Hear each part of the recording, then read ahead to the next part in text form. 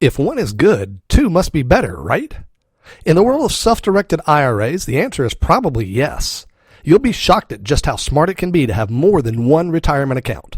I'm Bryan Ellis. You'll learn how right now in episode 137.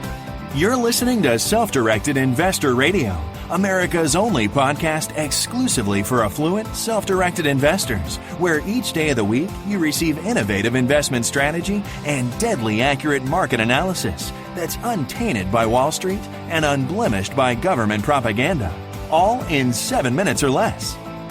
Coming to you now from iTunes, Stitcher, and SDIRadio.com, here's your host, Bryan Ellis. Hello, SDI Nation. You're looking great today, people. Did you do something different with your hair?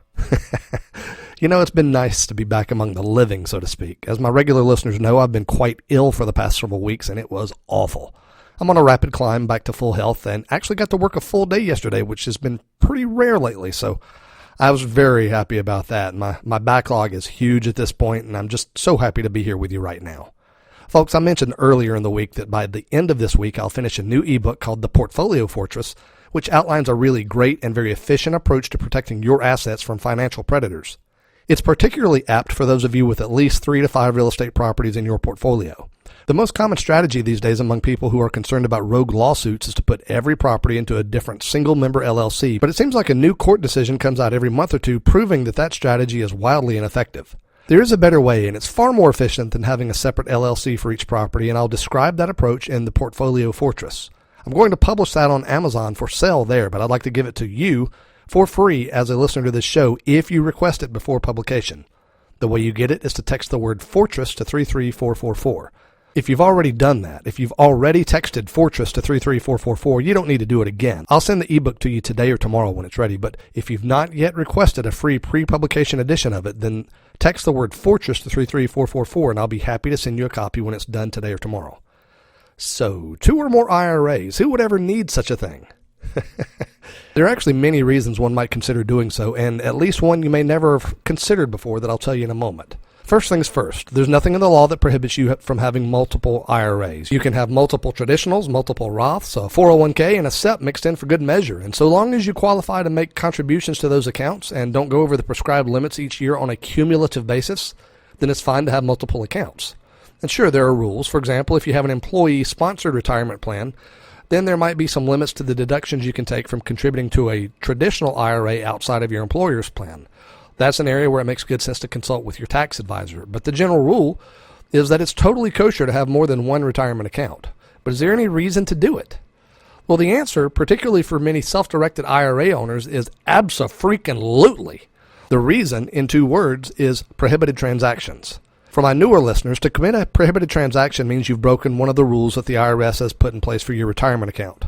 Those rules are complex, but they're pretty easy to boil down. You can't do anything where the money ends up in your own pocket or the pockets of your family members unless through a proper account withdrawal.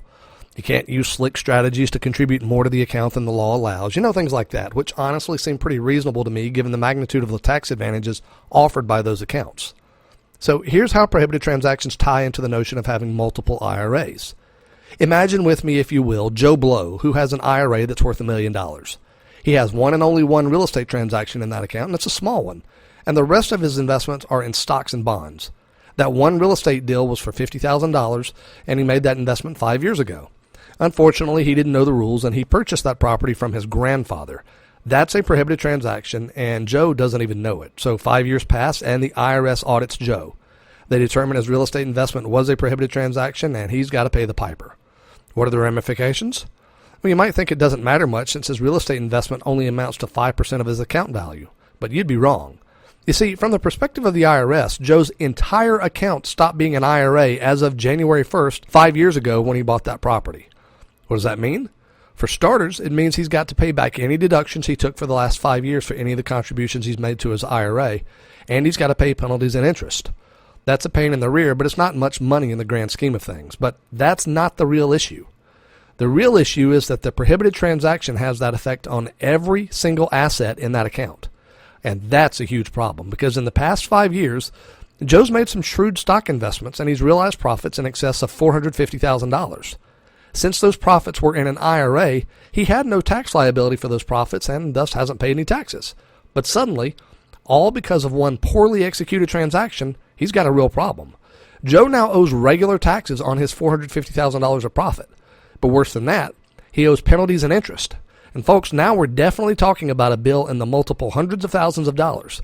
Again, just because he didn't understand the rules about a prohibited transaction on a tiny deal in his account. How could he have avoided this? One really easy way would have been to use multiple IRAs. Here's what I mean. Some kinds of deals, like buying publicly traded stocks and bonds, have a practically zero risk of committing a prohibited transaction. From the vantage point of prohibited transactions, those are very safe assets. But real estate transactions, and any other transactions that are inherently more complicated than just calling your broker to place an order, those are transactions where there's a real risk of a prohibited transaction. What to do? If Joe was smart, he'd simply have transferred enough money in his main IRA into a secondary IRA, and he would have done the real estate transaction in that account all by itself. Why? Prohibited transactions inherently screw up the entire IRA in which they're committed. In other words, if you mess up with any one investment, every other asset in the account suffers the same fate.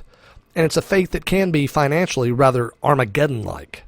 But if you're smart enough to put risky transactions, including virtually all real estate transactions, into their own separate IRA, you're inherently insulating all of your other assets from that risk.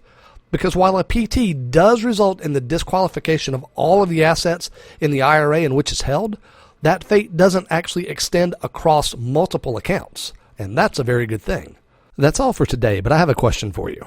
Do you want to know exactly how Wall Street actually sees you, for those of you who are considering stepping away from the stock market?